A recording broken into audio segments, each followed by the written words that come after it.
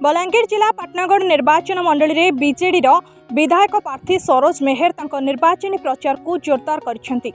प्रतिदिन श्री मेहर पाटनागढ़ निर्वाचन मंडली अंतर्गत विभिन्न गाँव को जाई लोकों को भेटिबा सह बीजेडी को बहुल संख्यार भोट देबा पई निवेदन करिसेंती। प्रतिदिन अन्य दलर शताधिक कर्मी बीजेडी रे जोग देउतबा जोगु पाटनागढ़ अंचल रे एही 5 वर्ष मध्य बीजेडी संगठन आशातीत भावे वृद्धि पाइबारे लागिछि। आज खपराखोल ब्लॉक अंतर्गत लुहासिहा पंचायतर 55 रु ऊर्ध्व युवक महिला बीजेपी और कांग्रेस छाड़ी विधिवत भाव में शिव छतर नेतृत्व में बिजु जनता दल में सामिल होते। पाटनागढ़ विधायक सरोज मेहर समस्त को दलीय उत्तरीय दे स्वागत करते। पाटनागढ़ में 3 प्रमुख दल बीजेडी बीजेपी और कांग्रेस तार प्रार्थी घोषणा कर सारी बेले एठारे बीजेडी और बीजेपी मध्य कड़ा मुकाबिला हेबा बोली जଣାपड़ी।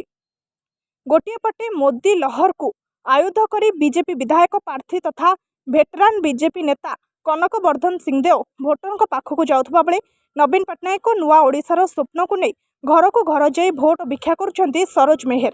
तेबे आगामी दिन में पाटनागढ़ निर्वाचन मंडल रे जनमत कहा सपक्ष रे जीव समस्त अपेक्षा स्वागत करछे समस्त अभिनंदन जनाए।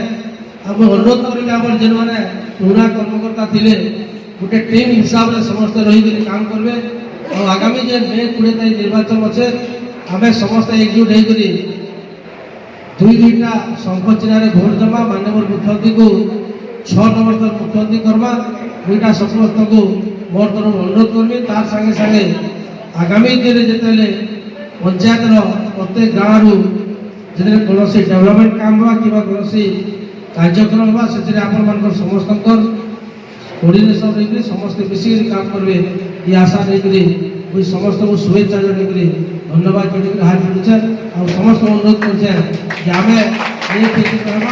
आगामी दिन में समस्ते माननीय मुख्यमंत्री नवीन पट्टनायक विकास धारा सांगे आज जनता सामिल हेले समस्त अनेक धन्यवाद शुभेच्छा समस्त।